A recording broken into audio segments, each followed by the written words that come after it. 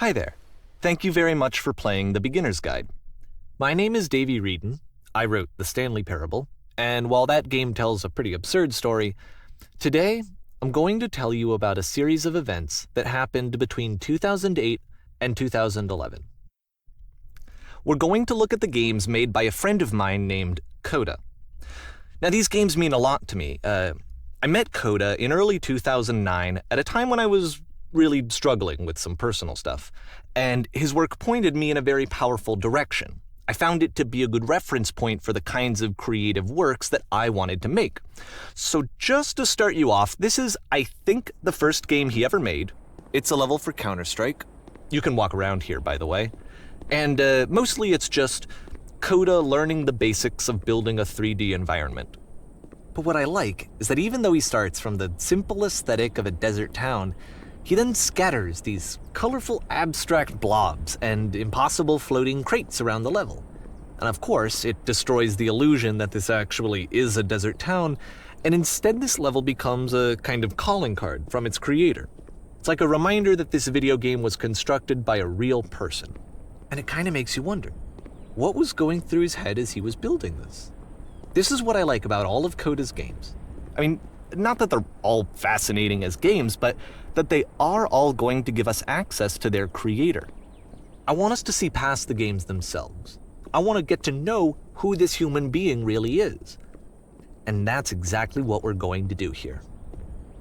So, it's 2008, Coda starts making these games, and he never releases any of them.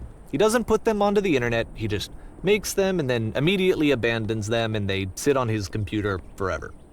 And I think he really understood this image of himself as a recluse. At one point, he jokingly renamed his computer's recycling bin to Important Games Folder.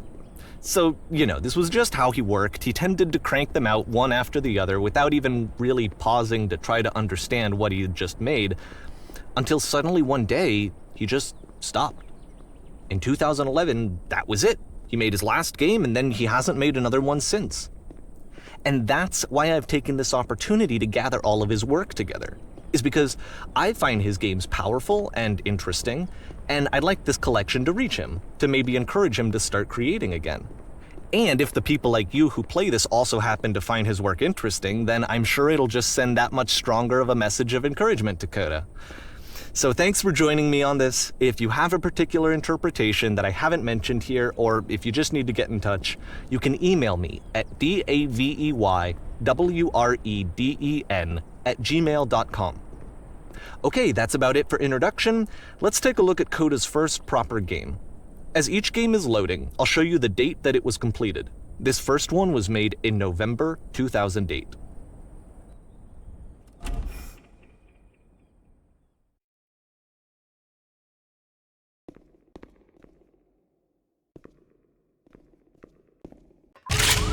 Warning. Whisper machine active. Shift destruction imminent. This game is called Escape from Whisper, and it's one of the more generic games you'll see from Coda.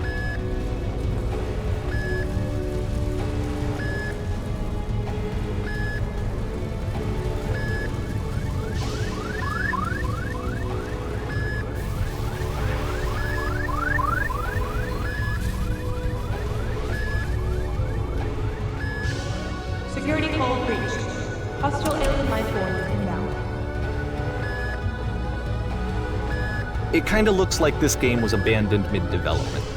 For instance, you have this gun, which you'd think would indicate that there are supposed to be monsters or enemies somewhere, but then clearly there are no enemies anywhere. You can't even reload the gun when you run out of bullets.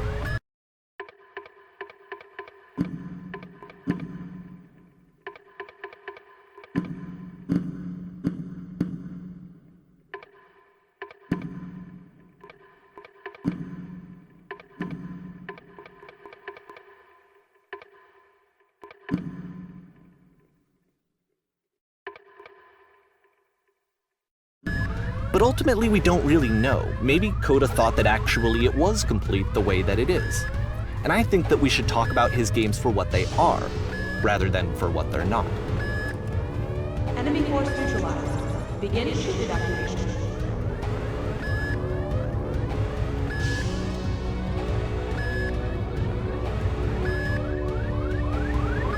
I love how you can see the bottom of the universe from this room.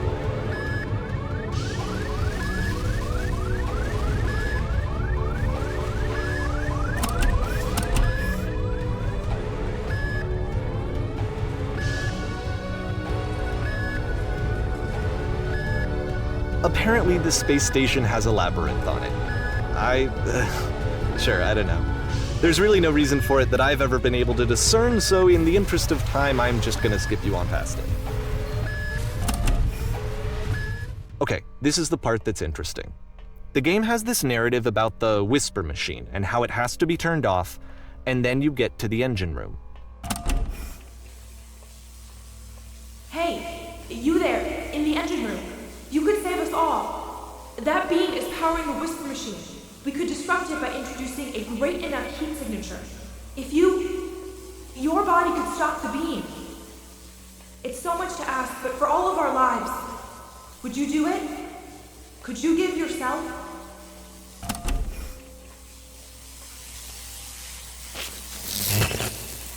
Let me pause here for a second. What you just experienced, stepping into the beam and then dying, is probably what Coda had initially intended when he was developing this level. But when he first compiles and plays it, something goes wrong. There's a bug somewhere. And this is what happens instead.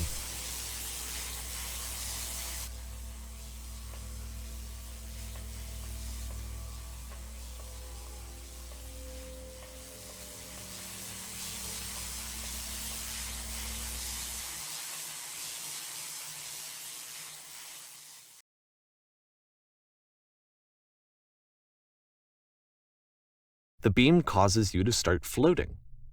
And this is an important moment for him. Because yes, this is technically a glitch, but Coda identifies something human about it, like how small it makes you feel in the face of this larger chaotic system. Or this floating could be the afterlife, a peaceful place, juxtaposed against all of the hysteria that you've just had to traverse. I don't even know. I have no idea what he was thinking, but what's clear is that after making this, something lodges itself in his brain. He wants to do more of these really weird and experimental designs. So he stops work on this and moves on to a stream of tiny little games that go in all sorts of directions. Let's go ahead and take a look at the first game he made after leaving this one behind.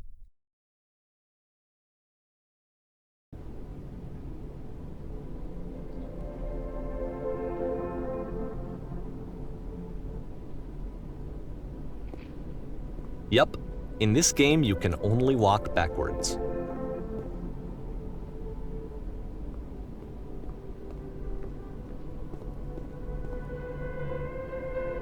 So it's a short and relatively minimalist experiment combining motion and narrative. It is less advanced than the previous game, but actually it seems to be more focused, more complete. Code is trying to give it a unique voice rather than simply basing it on a pre-existing trope.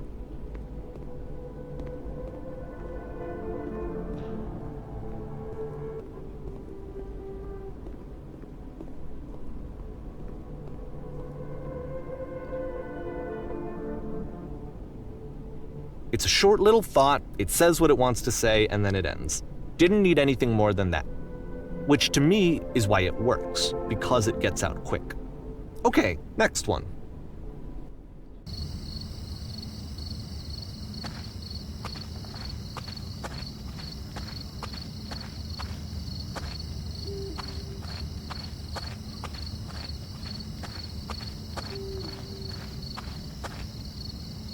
And that's it. Okay, the meaning of this game won't be clear just yet. Please be patient with me for a few more games, and I promise you'll see what makes it interesting. Oftentimes, Coda would put bizarre titles like this one at the start of his games. I wish I'd known him at the time that he was making these early games. He would really only talk to me about his work as he was making it. Once he stopped work on a game, that was it. It was dead to him. And I don't agree with that at all, but what are you gonna do? Once you've been slowed to an absolute crawl, the door at the top of the stairs opens. So why, if Coda's not showing these games to anyone, why bother opening the door at all?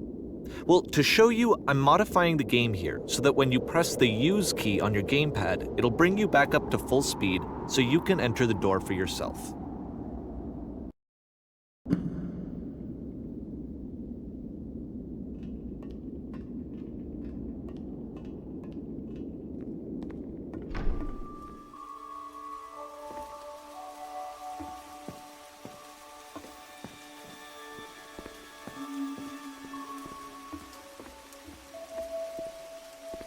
A room that's warm and nice and filled with little ideas for games.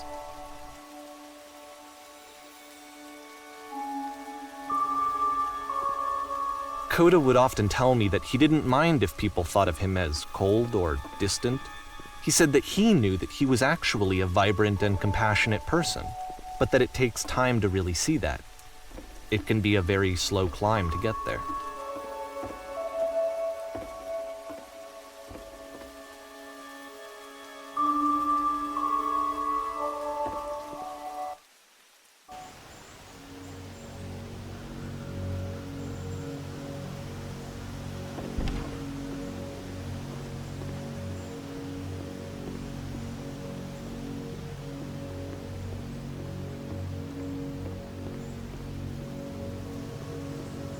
Well, this is new for Coda. It's an actual puzzle. Go ahead and see if you can solve it.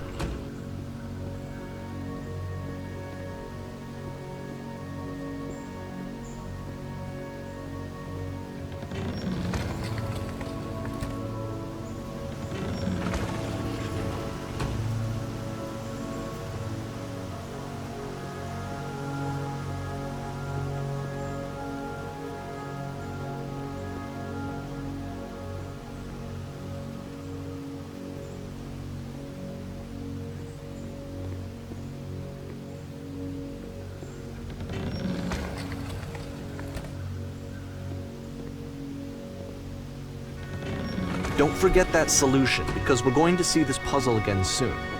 We're going to see it a lot.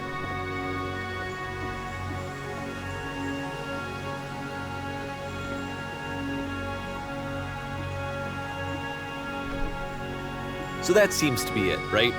You walk down a corridor, you solve a puzzle, you get to the end. Simple enough. Alright, now I'm going to modify the game again, so that when you press the use key on your gamepad, it'll remove all of the walls from this room.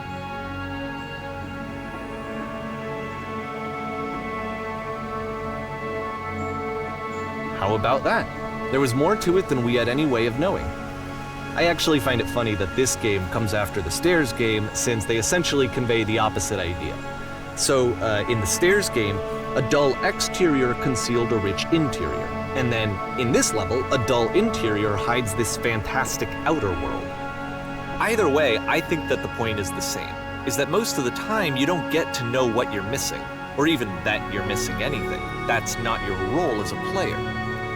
So if your role here is not to understand, then what is it?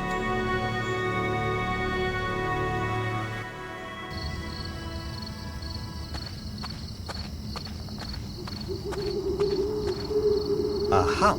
So this, combined with the entering game from earlier, tells us that Coda believes his games are connected somehow.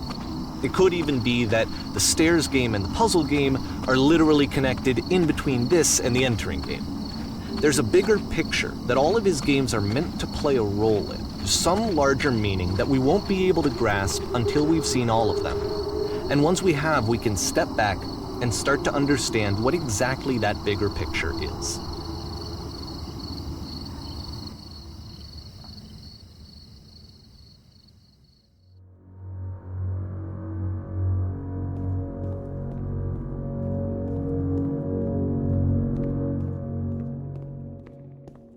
Let's talk about video game development for a second. Every video game runs on what's called an engine, which determines what the game can and cannot do. So in other words, the engine is a set of tools for game development. To make all of these games, Coda is using an engine called Source. Like all engines, Source has certain things that it does well, and it has certain things that it does poorly. One of the things that it does very well is boxy linear corridors. That's why so many of Coda's games are set in these large, flat, empty rooms, is just because he's working with what the engine does well. The tools available to the creator shape what kinds of creative work they're going to end up making. You might consider paying attention to the architecture in Coda's games, to notice how they seem to stem from an engine that's very good at producing linear, boxy corridors.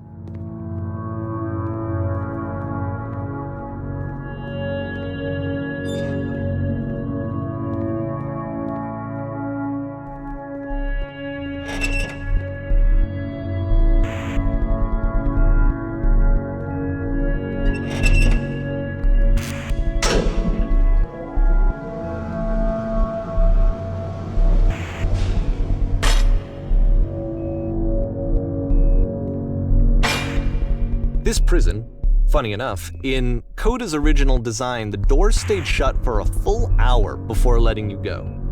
If you don't mind, I think we're gonna skip that. This is something that he and I used to argue about a lot. You know, whether a game ought to actually be playable, whether it means anything if no one can get through it. And I would always defend that, all this work goes into the game, why not make it playable and accessible?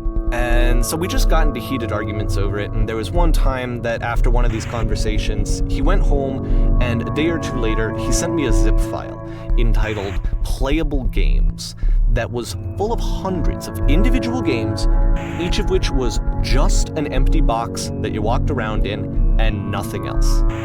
Believe me, I played every single one of those just to find out if there was like a gag hidden somewhere.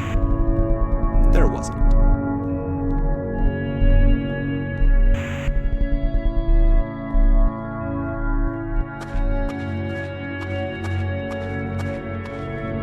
It's the puzzle again, with the exact same solution as the last time.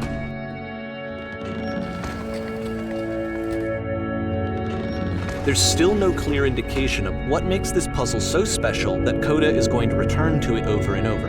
But I promise I'll share with you my interpretation very shortly.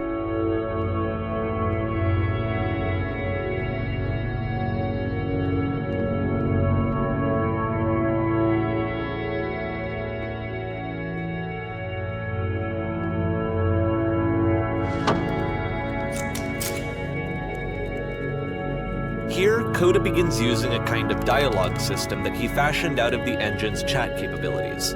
Use the buttons on your gamepad to respond.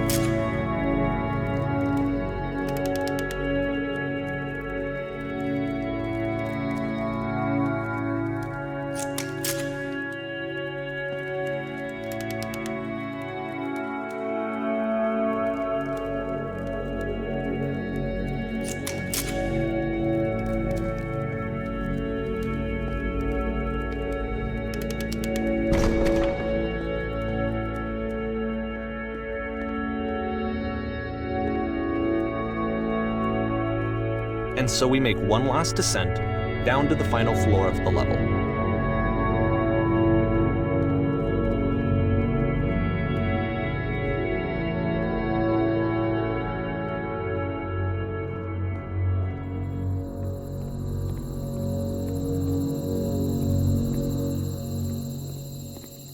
It's a lamppost. Okay, I can't tell you quite why, but for some reason Coda fixates on this lamppost. It's going to appear at the end of every single one of his games from here on out. I'll tell you what I think. I think that up to this point, He's been making really strange and abstract games with no clear purpose, and maybe you can only float around in that headspace for so long. Because now he wants something to hold on to. He wants a reference point. He wants the work to be leading to something. He wants a destination, which is what this lamppost is. It's a destination. We're going to see it in the work as well. His games are just going to become a lot more cohesive, a lot more fully developed, with more of a clear idea behind them. And as we go, that idea will get clearer and clearer and clearer.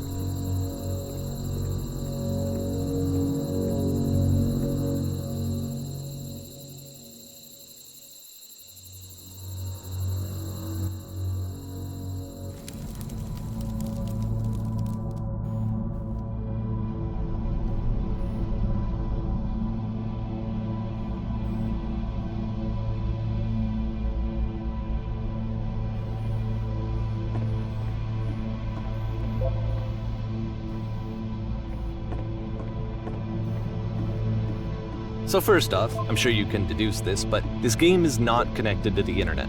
All of the notes that you're going to see have been written by Coda.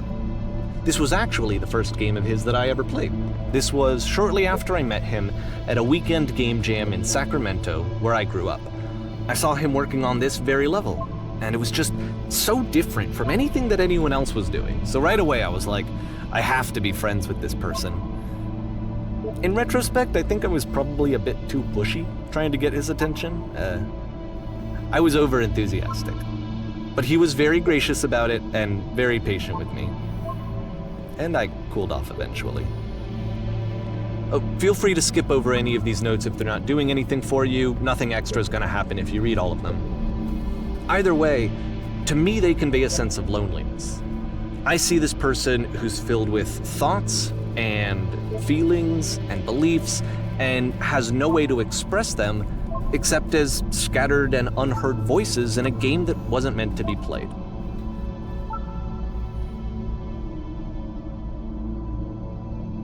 But it's ironic, isn't it, that in playing this game and seeing how alone Coda often felt, that we get to know him better and actually kind of connect with him. And I have to be honest with you, this idea is really seductive to me. That I could just play someone's game and see the voices in their head and get to know them better and have to do less of the messy in-person socializing. I could just get to know you through your work. I think this is why I always liked Coda's games so much, is because it felt like they let me have that connection. I felt as though he was inviting me personally into his world. And then I feel less lonely too.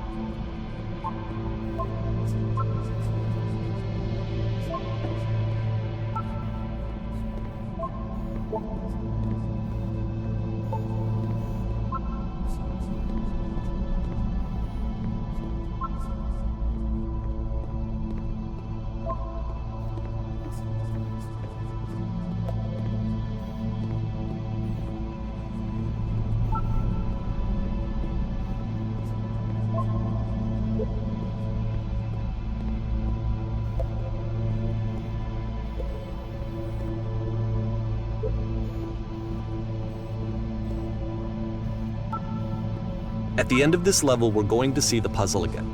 And here, I'll tell you what I think the puzzle means. Each of these games represents an idea that was on Coda's mind at the time that he was making it.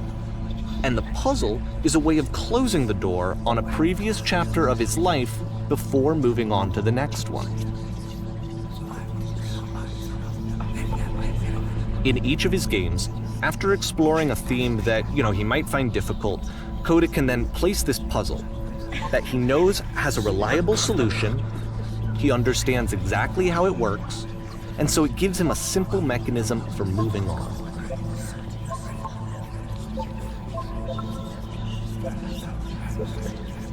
And because there's this dark area between the doors, a space between spaces, before you move on, you get to pause.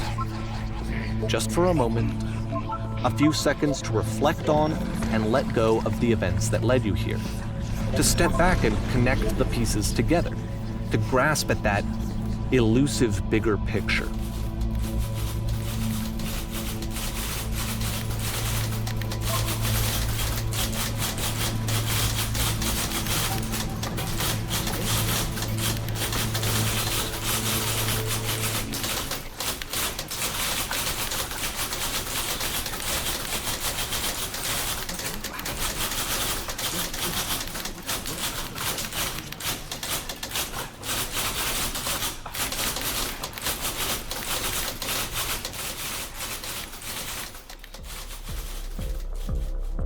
Okay, this one is tough. It's gonna kind of just spin its own wheels for a few minutes. Hang with it.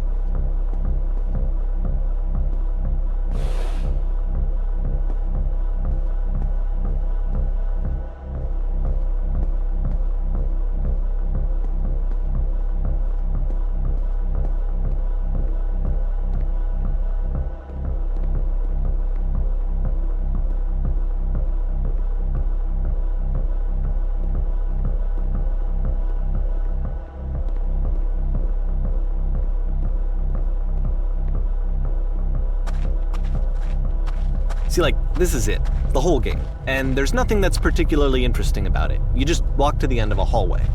Except, for some reason, Coda gets really fixated on this prison that has all of this modern furniture. And I don't know why, but he decides he needs to revisit this prison. He's gonna start over, use the same assets, turn it into something else.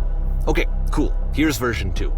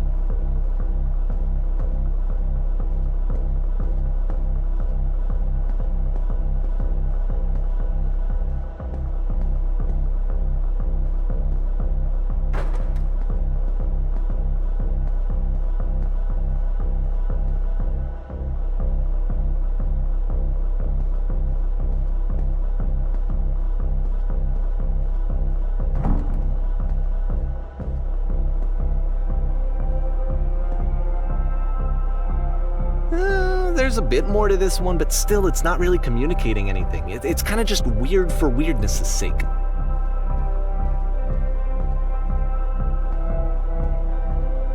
So okay, he throws it out and starts over. This time he comes at the prison idea from a different direction.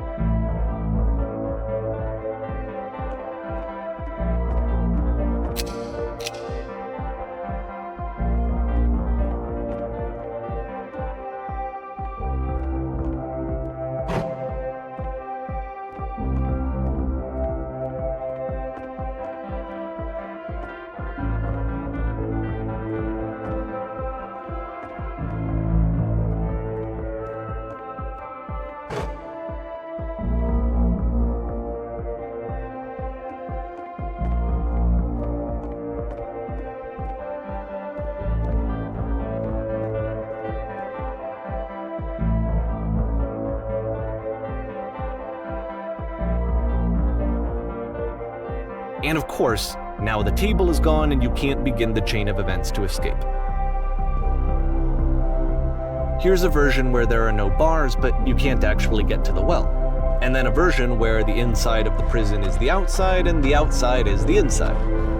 Let me just blink you real quick through a few more of these. I mean, he really unloaded on this prison idea. There's nearly a dozen of them. Personally, I think it's awful to watch this, to see a person basically unraveling through their work. And for what? Like, at what point do you just go, maybe there are game ideas other than this prison that I could be working on? But Coda doesn't have that voice telling you to stop, that particular mechanism of defense against yourself. Without it, you just spiral. And so he keeps going and going and going and going and going, and then he hits on something. And he likes it. And that's it. He's done. He stops making prisons. This is the very last version of the prison game that he created. And the reason I think it works is that the prison is not actually in it.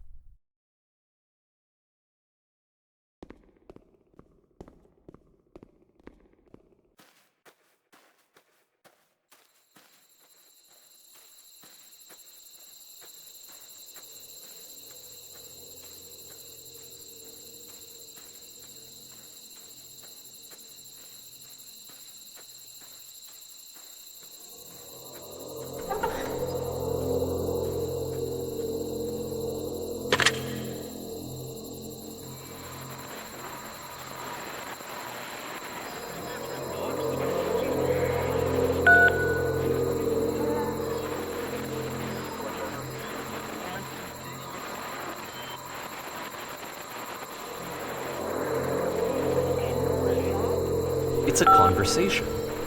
And so this is what Coda wants, is to be able to talk to someone, to share what's on his mind, and to get some good advice from someone who knows. But the irony is that even in this scenario, you're still talking to yourself. You know, all of these games so far are Coda talking to himself.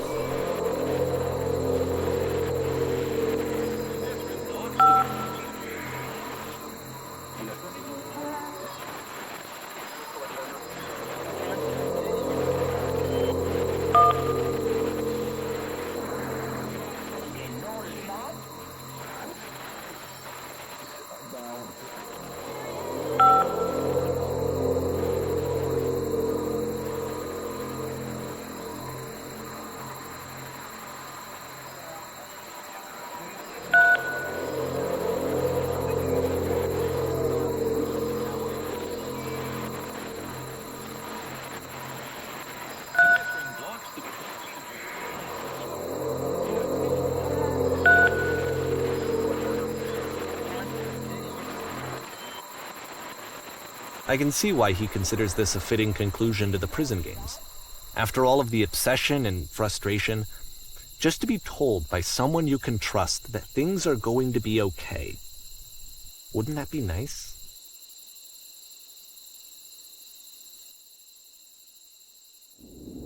So what would it look like if Coda wanted to make a game about talking to someone other than himself?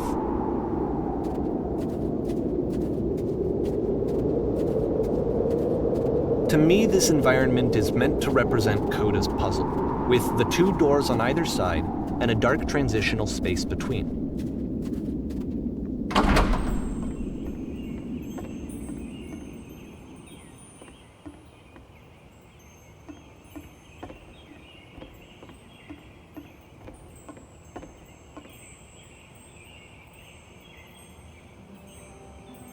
You'll notice that the quality of the art is a step up from previous games, including this new and improved chat system, which he started using from this point on. From here on out, he begins putting much more effort into the visual polish of his work, and this particular game took 2 months to create as a result.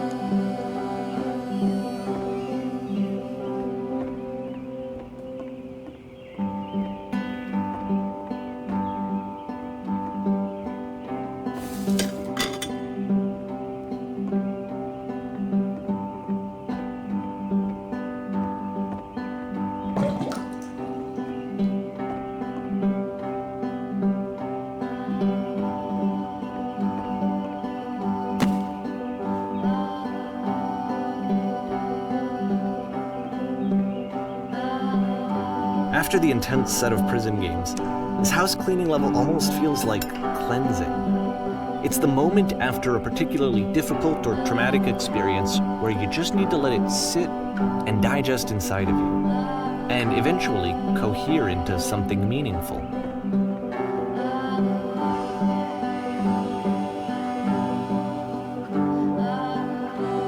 I know that Coda really liked this game. Of all of his work, actually, this was the only one that he called me up to ask me to come over and look at it. This was during a period of a few months where he was like grossly happy all the time, just walked around with a constant smile on his face.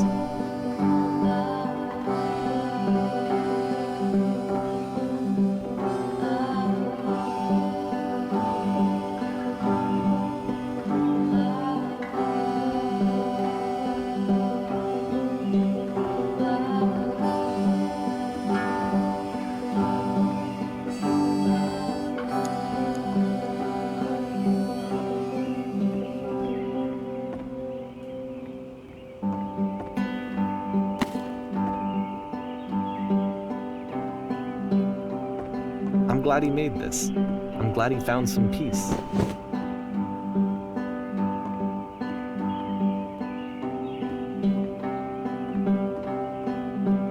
But, of course, it can't last. The music stops, your companion is gone, it's time to leave. The door at the top of the hill is now open as well. Again, you can't stay in the dark space for too long. You just can't. You have to keep moving. It's how you stay alive.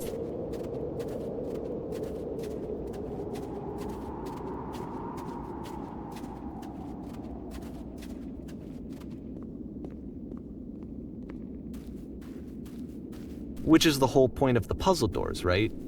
That sooner or later you have to pick up and move. I really thought that was the point of it.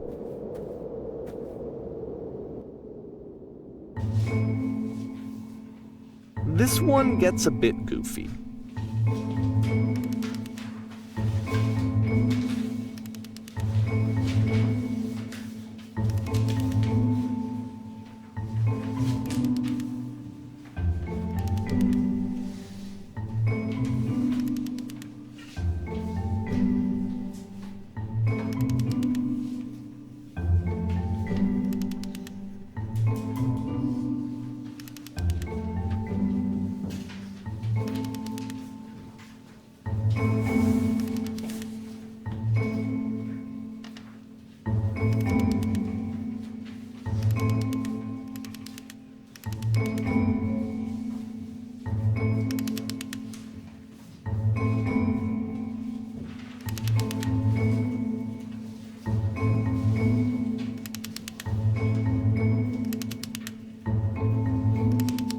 About halfway through the game, the perspective shifts.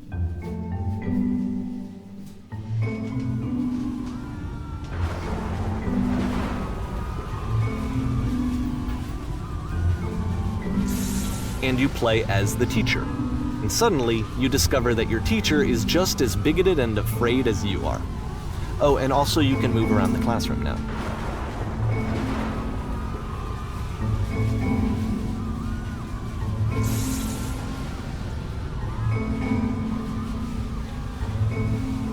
I felt pretty hard for this one. I feel like it's one of the most relatable experiences that you can have. To assume that some other person is perfect and totally fulfilled in every way, and completely miss all of the little flaws that make them painfully human. I think about this game a lot these days.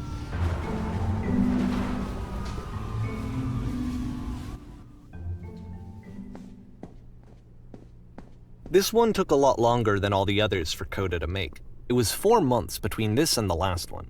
That's twice as long as it took him to make any other game before this, and it's not like it's particularly complex, so I remember I found that a little strange.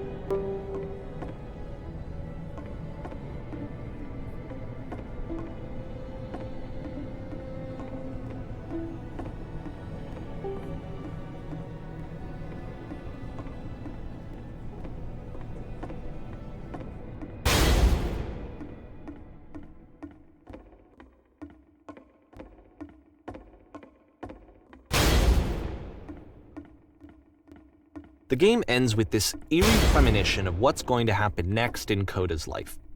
The solution to social anxiety, to fears of having to perform and having to chase success, the answer for Coda is to withdraw, to hide himself away. Which is what leads to scenarios like the stairs that slowed you down several games ago, where it just becomes harder and harder to access Coda's inner landscape because he keeps retreating. He just keeps backing away from possible connections to anyone other than himself. And to be honest, I didn't consider it very healthy when I first played this game. You know, it looked to me like he was trying to justify the idea of just disconnecting yourself from the world. And that wasn't what I wanted for him or for his games. Because I feel like a lot of his games are inviting me to connect with this person, to bring him closer. But what can you do? After this, Coda went off and took another 5 months to make a new game.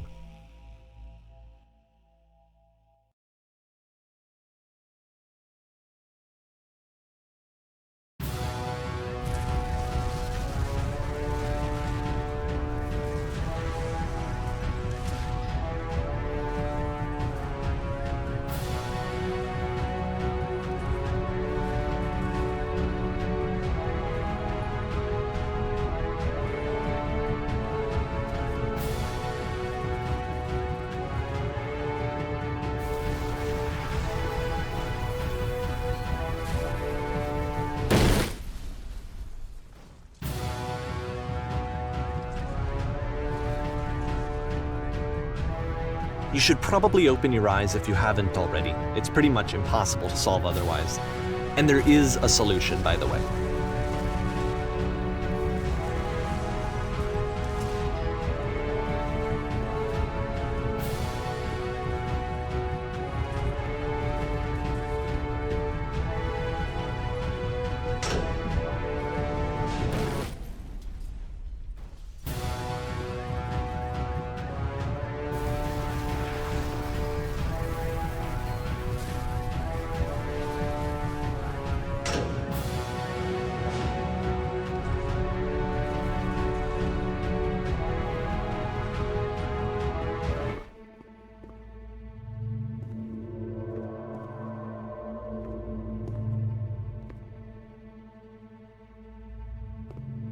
Like I said, I was getting concerned.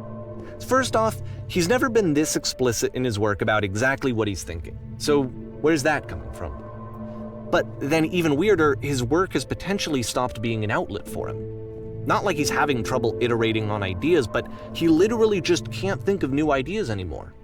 And in person, he was being a lot more distant than usual. Like, you know how sometimes a person will just deflect anything that you say in order to keep themselves disconnected all the time? It was that kind of thing. Here was the point in my relationship with Coda where I really started to wonder if he needed my help in some way. His games are going to get more desperate from here on out.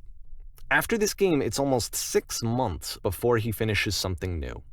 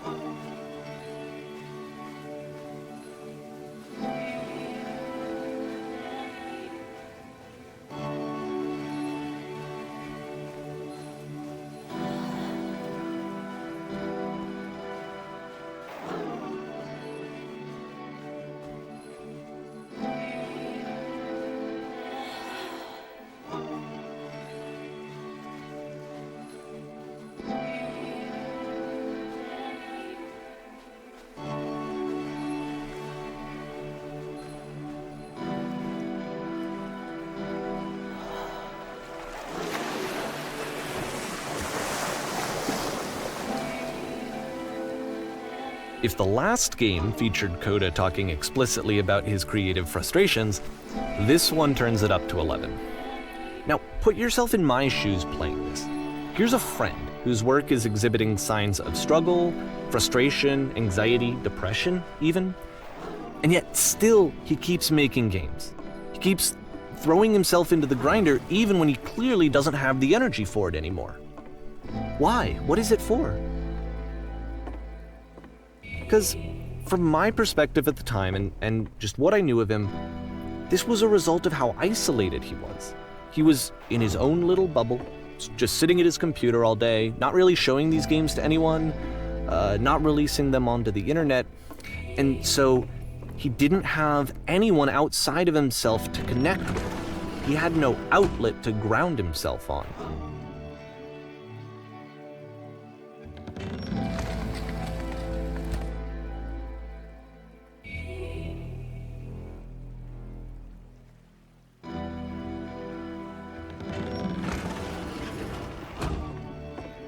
You can't talk yourself out of loneliness. It doesn't work that way.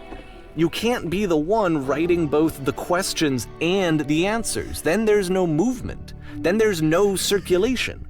If all of your anxieties are being channeled into your work, then if the work ever fails, you have no backup and you're just going to crash.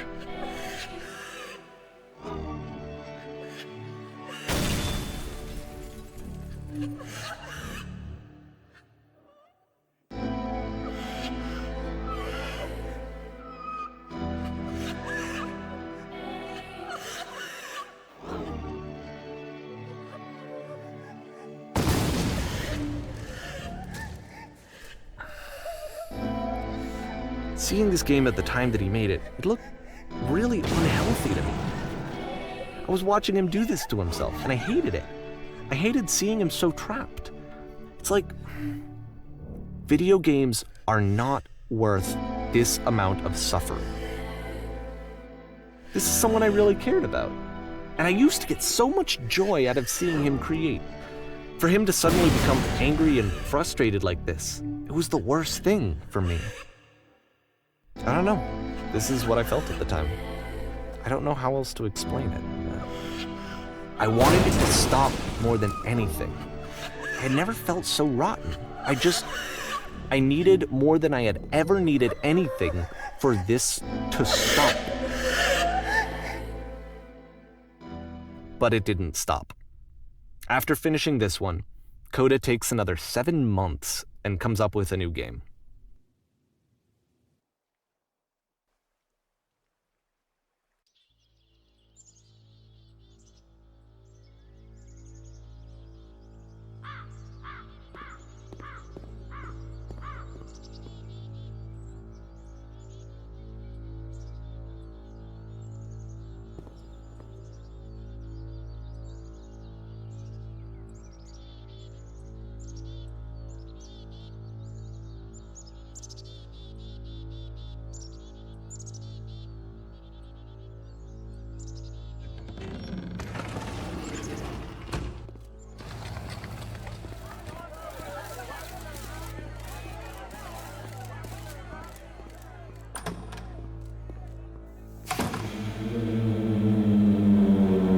And of course, it's the machine.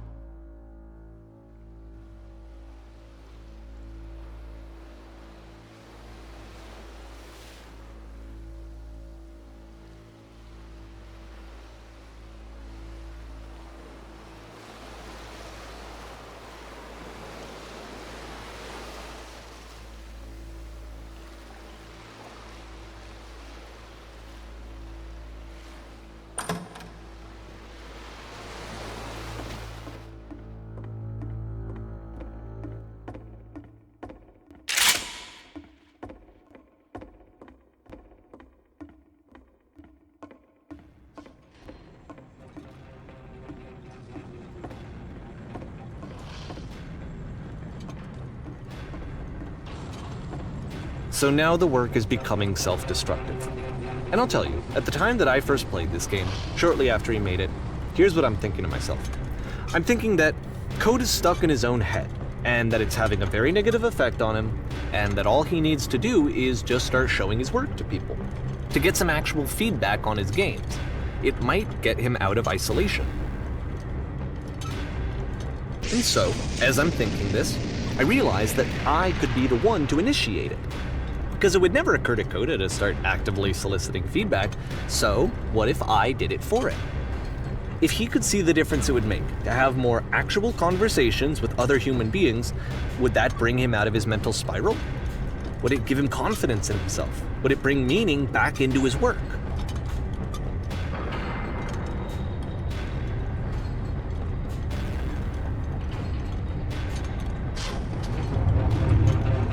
So I started showing Coda's work to people.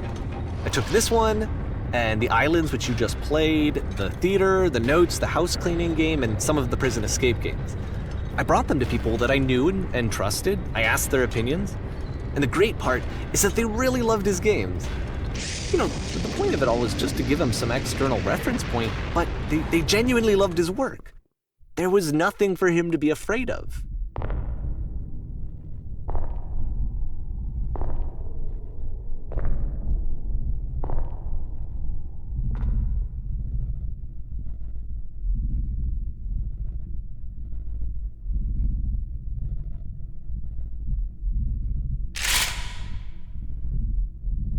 Can you see why I felt like this was the right thing to do? Because it's the thing that I always feel like I need, to be told that my work is good, that I am good. When someone really connects with a thing that I've made, when they see themselves purely in my work, there's nothing that feels better.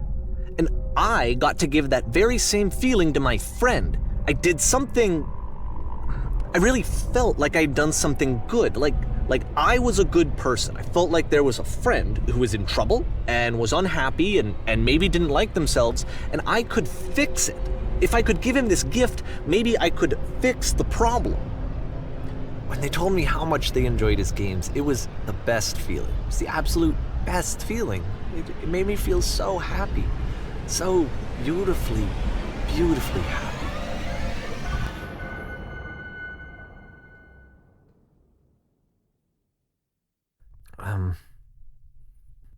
So anyway, Coda finishes this game, and then really he just kind of takes off for a while.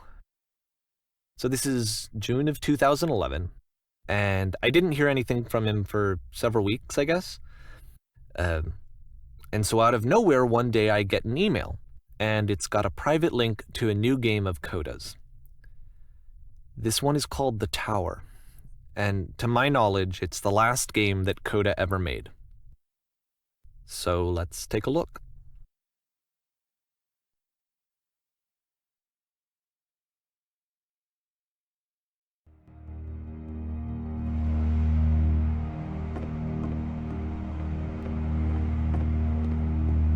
And this is where I have trouble saying anything meaningful about Coda's work. Because more than anything else, the tower just feels distant. It feels like it's trying to distance itself from the world. It's a very cold game.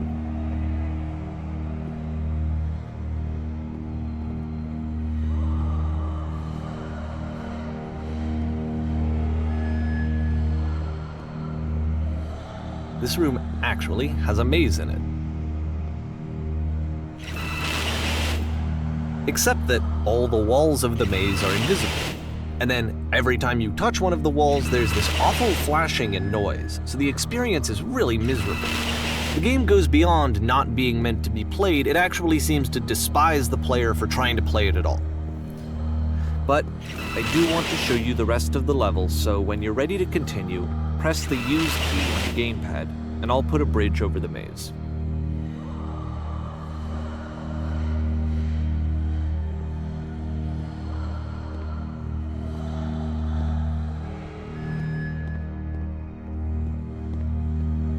And to be fair, it's not like this is the first game that's needed some modification to be playable.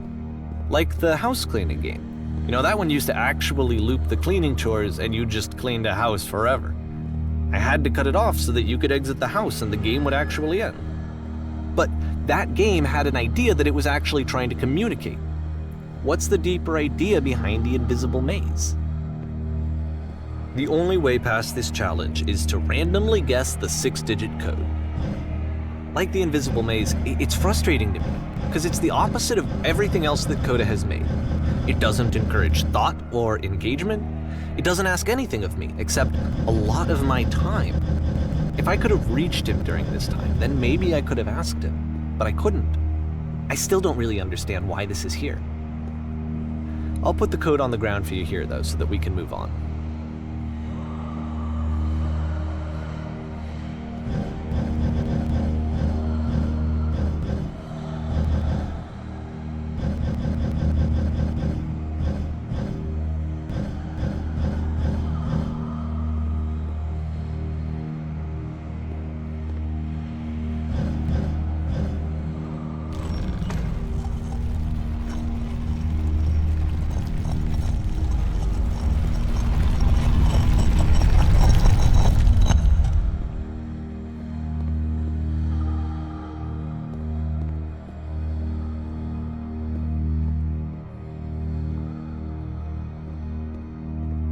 The switch to open this door is actually on the other side of the door, meaning that it's literally impossible to solve from this side.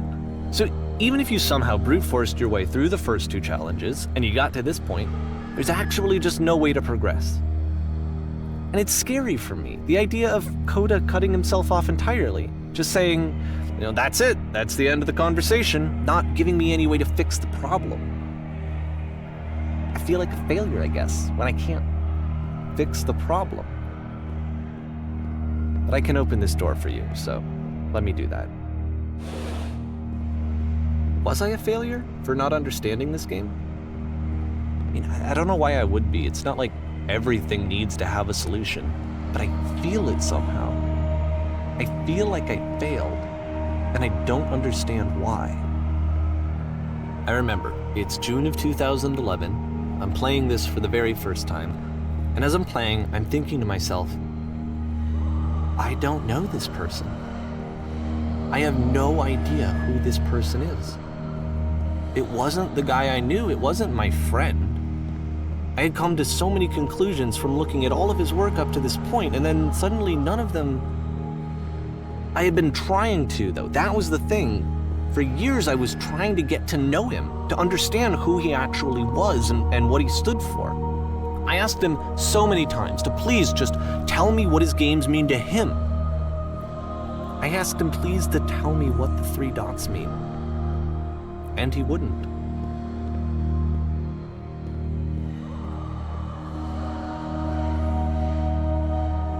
I just felt so strongly that if I could have connected with him, that if I could have somehow made his work my own, that I would finally be once and for all happy. It was that I needed to see myself in someone else. I needed to be someone other than me.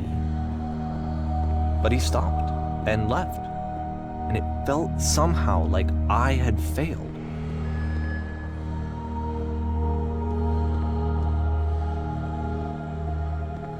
Where did I screw up?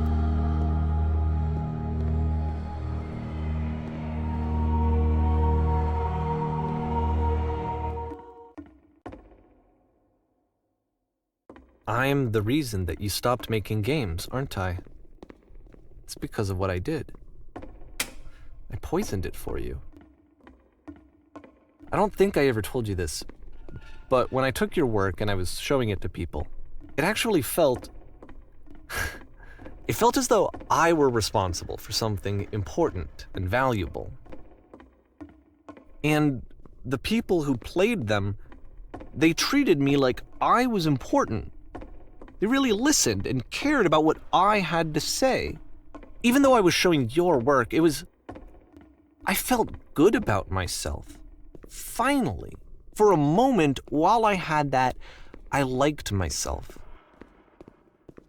And then you stopped, and I didn't have anything left to show people. I just had to be with myself. And as soon as that happened, there was no feeling at all.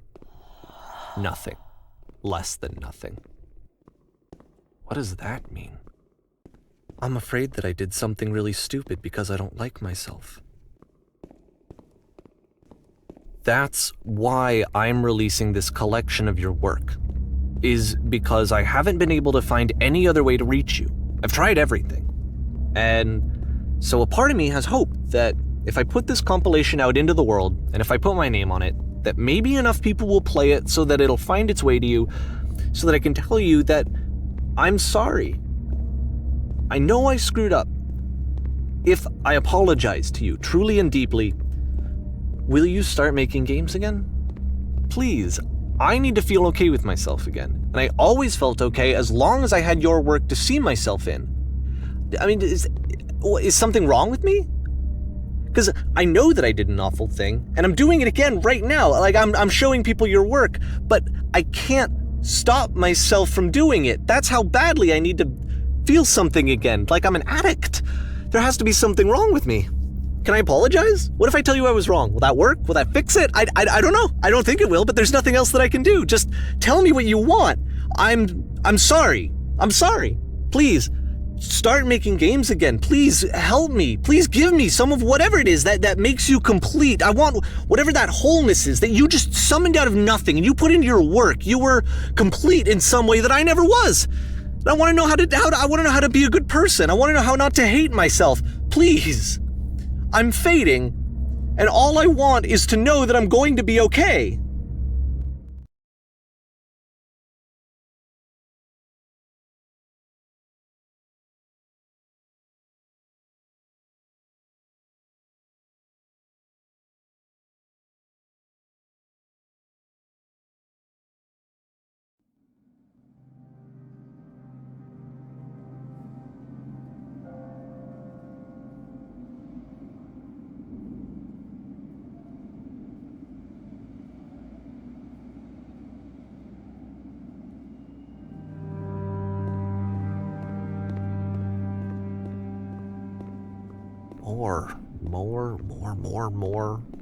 More love, more praise, more people telling me that I'm good.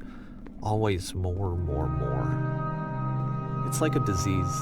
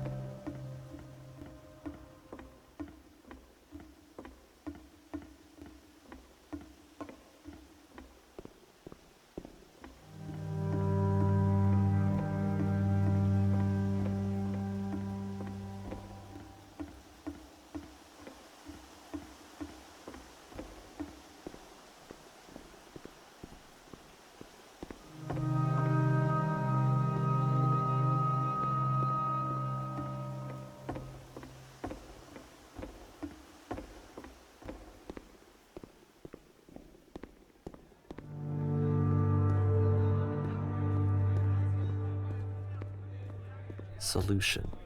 Solution. Solution.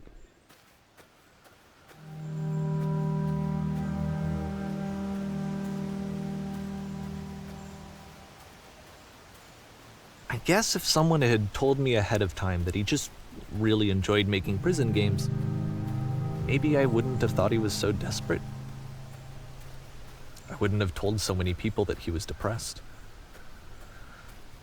Maybe he just likes making prisons.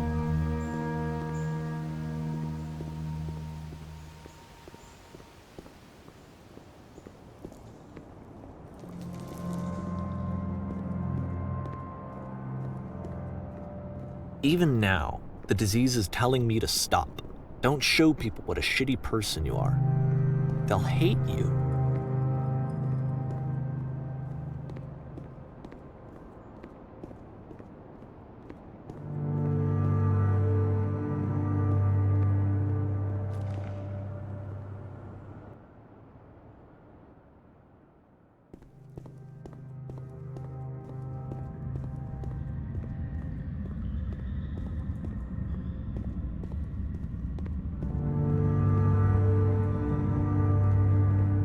If I knew that my life depended on finding something to be driven by other than validation, what would that even be?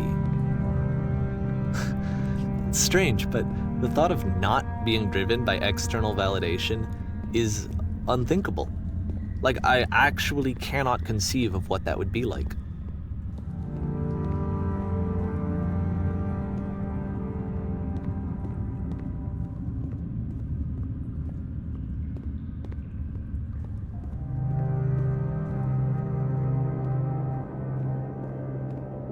What now?